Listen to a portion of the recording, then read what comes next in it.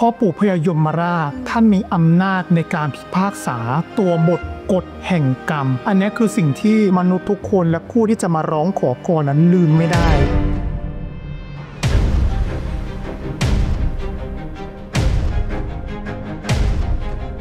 ซึ่งอาจารย์โก้เองเนี่ยตั้งแต่เกิดมาเห็นที่นี่เป็นที่แรกเพราะฉะนั้น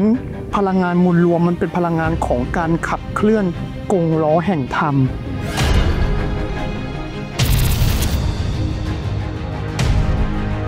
ตรงเนี้ยจริงๆแล้วเป็นพลังงานของพระแม่ธรณีที่ผสมผสานกับพ่อปู่พญายมราชสิ่งมีชีวิตทุกชนิดเมื่อได้เกิดมาบนผืนปฐพีแห่งนี้แล้ว